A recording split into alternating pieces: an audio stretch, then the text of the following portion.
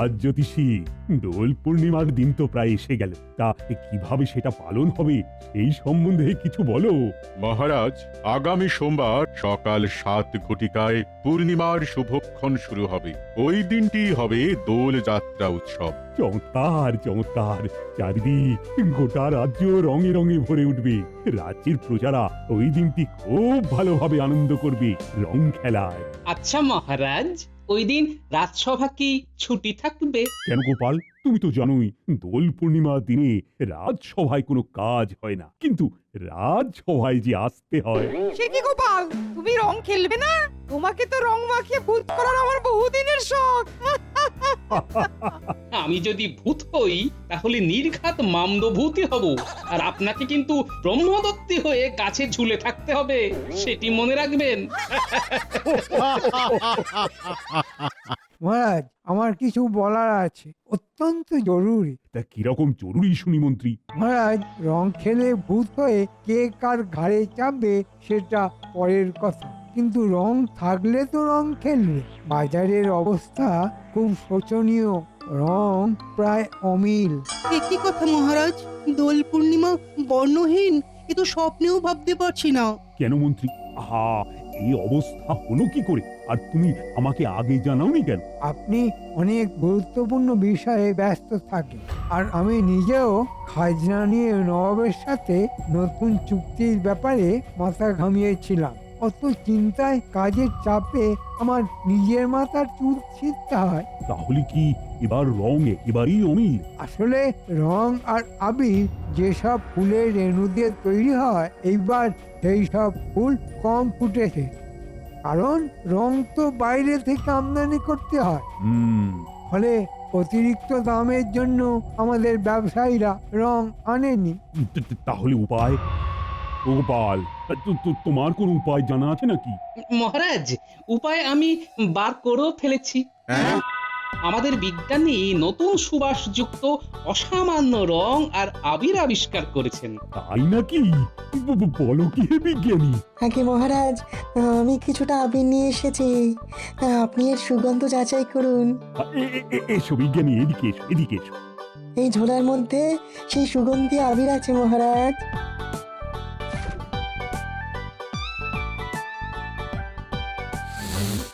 আহ, অপূর্ব বিজ্ঞানী, এটা কি ফুলের রেণু?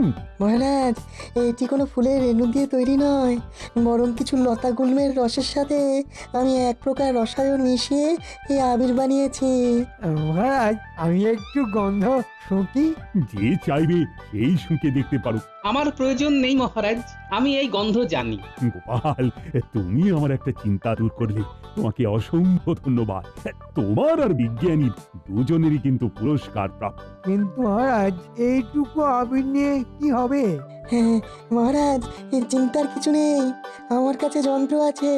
খুব কম সময়ে অনেক রং, আবির, এই গন্ধ সমেত তৈরি করে ফেলা যাবে। শুধু দুজনকে লাগবে। অভিনব, চমৎকার। দুজন? তাহলে এক্ষুনি বড়টা ঘটাকে তলব করতে হচ্ছে। মহারাজ, কোনো চিন্তা করবেন না। মহারাজ, আমি দুজনকে নিয়ে একটু পরেই বিজ্ঞানীর কক্ষে যাচ্ছি। মন্ত্রী কিছু ধান্দা করছে মনে হচ্ছে। আমি বেশ বুঝতে পারছি। ঠিক আছে, ঠিক আছে, আমি ব্যবসায়ীদের কোনো ক্ষতি করতে চাই না।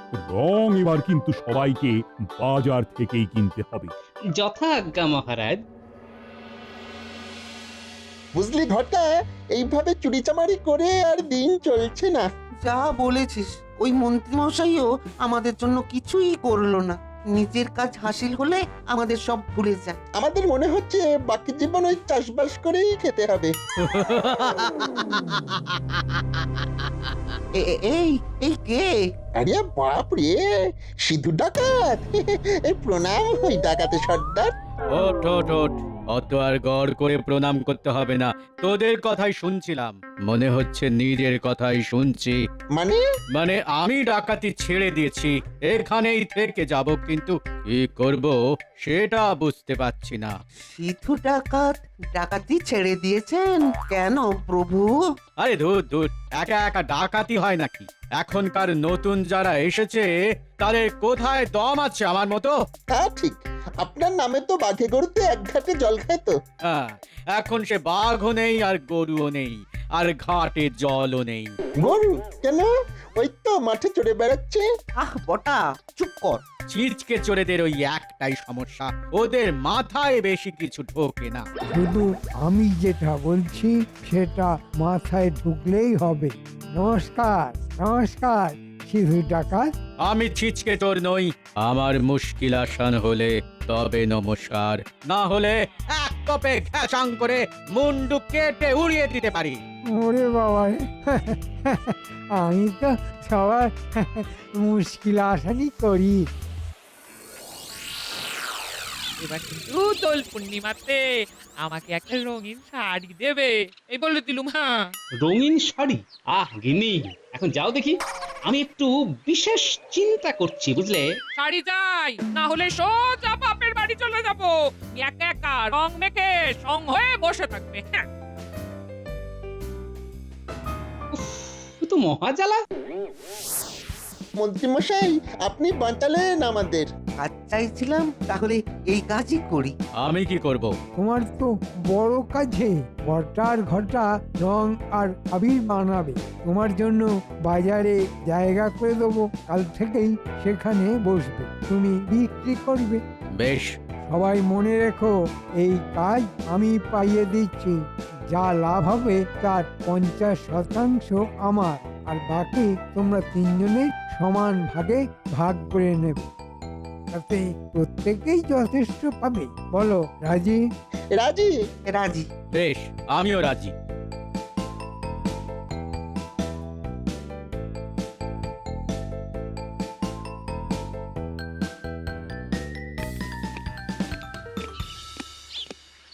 কি বিজ্ঞানী, তোমার আবিষ্কার তো একবারে চারিদিকে হই হই ফেলে দিয়েছে। এরা সব গ্রামের লোক তোমার আবিষ্কারের কথা শুনে একেবারে ছুটে দেখতে এসেছে। এ আর এমন কি করলাম মন্ত্রীমশাই? আমি তো ভেবেছিলাম আমার আবিষ্কার আমার কাছেই রেখে দেব, যদি রঙে ঘাটতি না পড়তো। হ্যাঁ, গোপাল একটা হাততালে পুরস্কার পেয়ে যাবে। কাজ করলে তুমি, গোপাল পাবে পুরস্কার। কিনা দূরদৃষ্টি আছে। হ্যাঁ, এই গোপালই তো আমাকে উৎসাহ দিয়েছিল। কি যেন বিজ্ঞানী, এরপর না শুনতে হয় গোপালের দিব্যজ্ঞান হয়েছে। কালে কালে কত কি আর দেখার আছে। হ্যাঁ, আপনি কি বিশেষ কাজে এসেছেন মন্ত্রীমশাই? নিশ্চয়, আমার কত কাজ। এই যে এই দুজন, হুম, এদেরকে তোমার যন্ত্র দিয়ে শিখিয়ে দাও কিভাবে রং আবির বানাবে, কারণ এরাই তো বানাবে, আর খুব তাড়াতাড়ি। হুম, আর এ কি করবে? এ হচ্ছে নিরুবণিক, বাজারে রং নিয়ে বিক্রি করবে। বেশ, আমি এখনই ব্যবস্থা করছি। তবে কিছু গাছের পাতা আর লতা গুল্ম লাগবে। কোনো চিন্তা নেই, তুমি বলবে, এরা সব করে দেবে।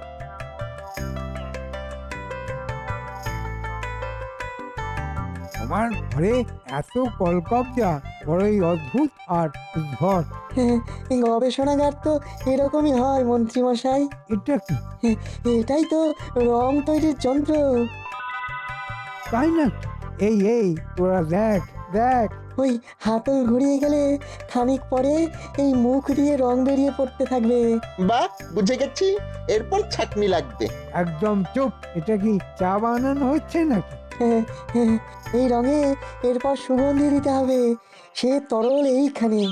বাহ, চমৎকার। আচ্ছা, ওই শিশিতে কি আছে? ওরে বাবারে, এই ওই শিশির তরল ভুলেও এই রঙে মেশাবেন না। কেন? ওই শিশির তরল যে রঙে দেওয়া হবে, সেই রং যদি কেউ মাখে তাহলে তার সারা গায়ে বিষের ফোঁড়া বেরোবে। তাই নাকি? চমৎকার। আমি ঠিক এইরকমই কিছু একটা চাইছিলাম। গোপাল, তোমার জন্য আমার রঙিন পুরস্কার খুব শীঘ্রই তৈরি হবে।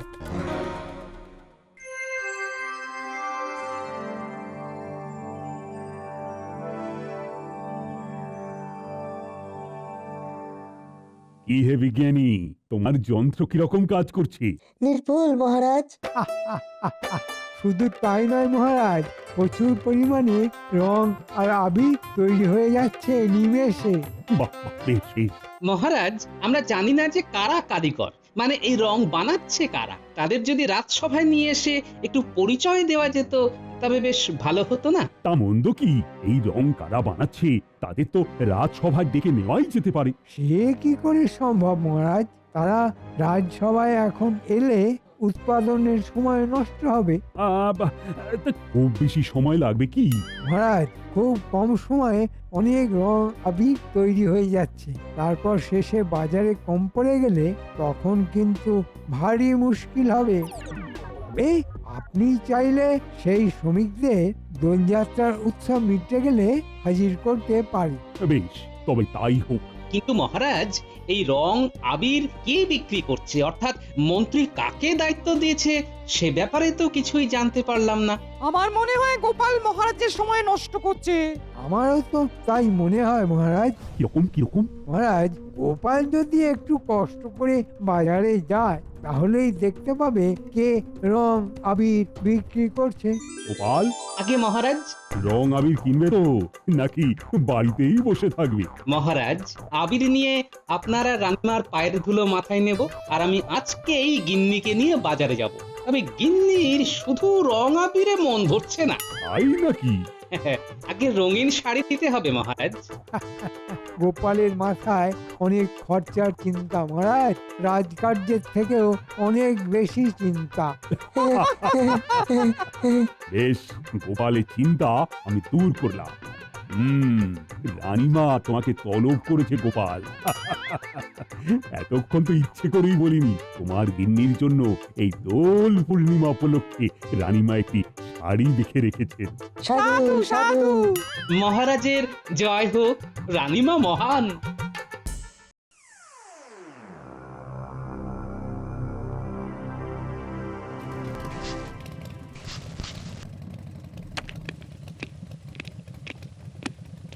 কতটা হলো? এই বস্তা প্রায় ভরে এসেছে। এই নিয়ে 10 বস্তা হয়ে গেল। খুব ভালো, শুধু এই বস্তা নিয়ে যাও, এভাবে আরো 10 বস্তা হয়ে যাবে। তোরা চল মাঠের ধারে, জরুরি কথা আছে। এখানে যখন তখন বিজ্ঞানী চলে আসতে পারে, এখানে ওই গোপন কথা বলা যাবে না।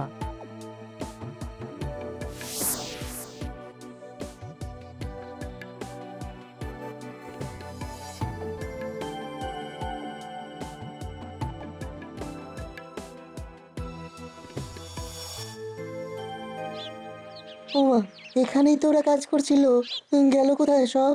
মনে হয় বাজারে গেছে। যাই হোক, কাজ ভালোই হচ্ছে দেখছি। আপনার যন্ত্র বানানো সার্থক। মানুষের উপকারে লাগলে ভালোই লাগে। এই যে নিধু বণিক, এই সবাই কোথায়? আমি তো রঙের বস্তা নিয়ে বাজারে পৌঁছে এলাম। তোমাকে কোথায় দেখেছি ঠিক মনে করতে পারছি না। আপনি? কি কাণ্ড, তুমি আমাদের রাজসভার বিখ্যাত গোপাল ভাঁড়কে চেনো না? ও, নাম শুনেছি, চাক্ষুষ প্রথম দেখলাম। বেশ, তুমি নিধু বণিক, তাহলে এবারে বাজারে রঙের বরাত নিয়েছো। আগে হ্যাঁ। কিন্তু একই কথা, তোমার সাথে কোনো লোকবল নেই, তোমাকে নিজে বস্তা নিয়ে বাজারে যেতে হচ্ছে। ছিল অনেক ছিল, সবাই সমুদ্রে ডুবে গেছে, আমি একা ভেসে ভেসে এসেছি। বলো কি হে, কি কাণ্ড বিজ্ঞানী, দেখেছো? এমন একজনকে মন্ত্রী খুঁজে পেল না, মন্ত্রীর দূরদৃষ্টি আছে।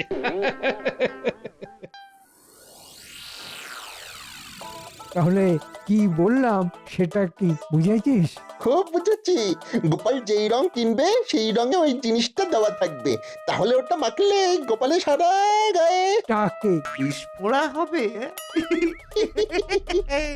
রংটা দিবে সিধু, এবারে সিধুকেই বলতে হবে। সেই চট, সিধু তো এখন গবেষণাগারে, ওকে নিয়ে বাজারে এসে গোপালের জন্য বিশেষ রং বানিয়ে ফেলা যাবে। কারণ আমি জানি গোপাল আজ সন্ধ্যায় বাজারে যাবে রং কিনতে। তবে ওই রং অন্য কাউকে দেওয়া যাবে না, ভুলেও না, তাহলেই সর্বনাশ। তাহলে যাওয়া যাক।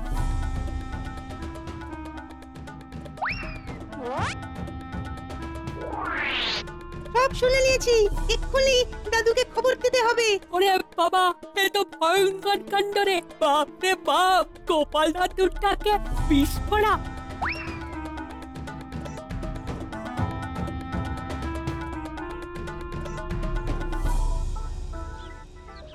কিরে, কিছু খবর আছে নাকি? হ্যাঁ দাদু, তুমি মন্ত্রীর উপর নজর রাখতে বলেছিলে, আমরা রেখেছিলাম। মন্ত্রী মশাই দুজন সন্দেহজনক লোকের সাথে জঙ্গলের পাশে কথা বলছিল। আমরা গাছের আড়ালে দাঁড়িয়ে লুকিয়ে সব কথা শুনছিলাম। তুমি বাজারে রং কিনতে গেলে তোমাকে এমন রং দেওয়া হবে যে তোমার বিস্ফোরা হবে। আমি এরকম কিছু একটা আন্দাজ করেছিলাম। মন্ত্রী বিজ্ঞানীকে অনেক প্রশ্ন করেছে, বিশেষ রঙে আমার জন্য কি থাকবে আমি একটা সন্দেহ করছি, বুঝলি? আমাকে এক্ষুনি একবার বেরোতে হবে।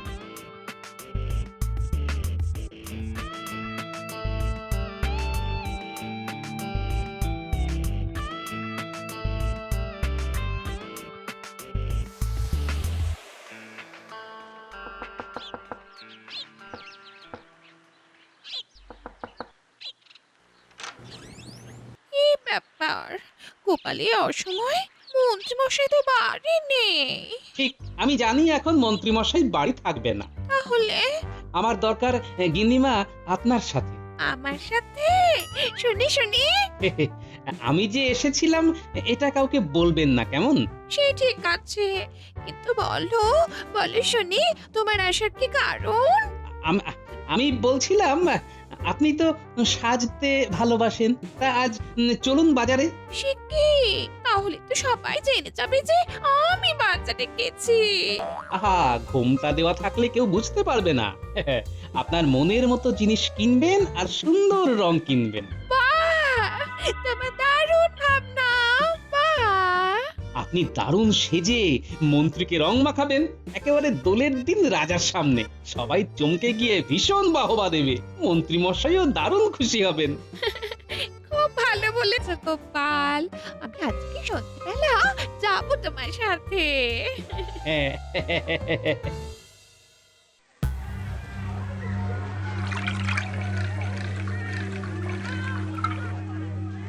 আমরা চললাম। এই পাত্রের রং ঢেলে রাখো, গোপাল ছাড়া কিন্তু আর কাউকে বিক্রি নয়।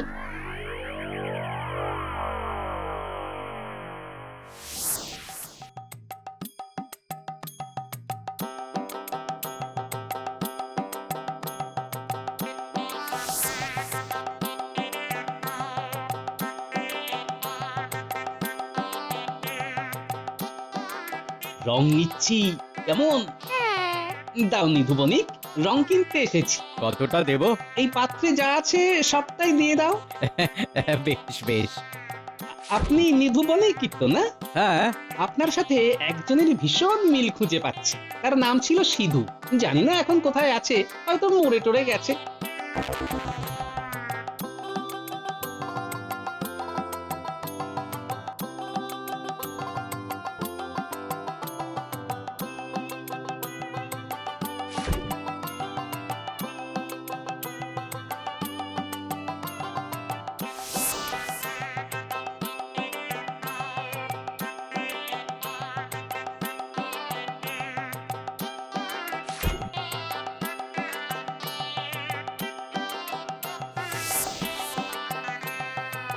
গোপাল, দারুণ বাজার করা গেল। ওই সবটাই তুমি ছেলে বলেই সম্ভব হলো। তোমার মন্ত্রী মশাই না একটা নিরস আর কিপটে লোক, আমাকে কখনো ভালো সাজের জিনিস না বললে কিনে দেবে না। আর কিপটে তুমি একটা নতুন ভালো শাড়ি দাওনি, তাহলে সস্তা যাবো বাপের বাড়ি। যাই হোক গিন্নিমা, আপনি কিন্তু এই রং মন্ত্রী মশাইকে সকলের সামনেই মাখাবেন। তবে রং দেবার আগে হাতে কাপড় জড়িয়ে নেবেন, কেমন? কেন? আহা, আপনি তো সাজবেন, হাতে যদি কাপড় না থাকে তাহলে যদি ভুল করে মুখে হাত লাগান তাহলে তো রং লেগে সব সাজই নষ্ট হয়ে যাবে। ঠিক বলেছ গোপাল, সেটাই করব, হাতে কাপড় জড়িয়ে নেব।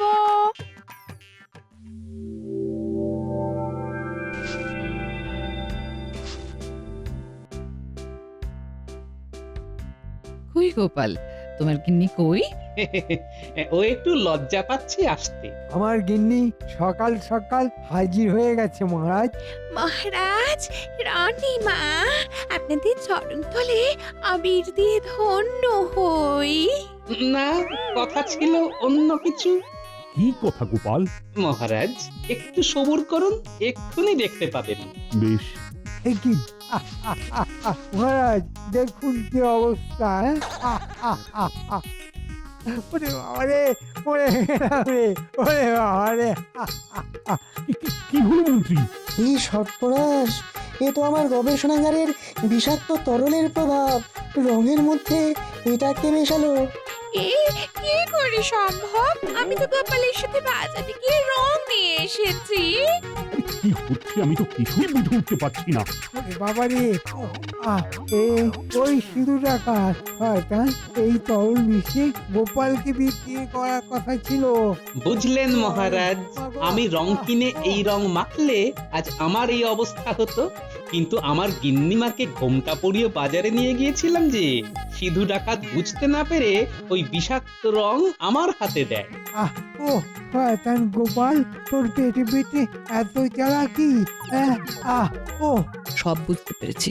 মন্ত্রী সুস্থ হলে আপনি ওকে উপযুক্ত শাস্তি দেবেন। সে তো 100 বার। কি চিঠি মন্ত্রী, তোমার পাপের ফল তুমি এবার বুঝতে পারছো তো? পেয়াদা শিগগির ওই সিধু ডাকাত আর তাদের সঙ্গী জানি মহারাজ, বটা আর ঘটা সব কটাকে বেঁধে নিয়ে এসো। এই রং ওদেরও মাখানো হবে। ঘটা রে, পালা, পালা, এ বাবা, পালা। বাবা। ওই দেখুন মহারাজ, একটু দূরেই ওরা ছিল, সব দেখে এখন পালাচ্ছে। গোপালের শুধু দূরদর্শিতা নয়, একই সাথে উপস্থিত বুদ্ধিও আমি প্রশংসা করছি। জয় গোপালের জয়, জয় গোপালের জয়।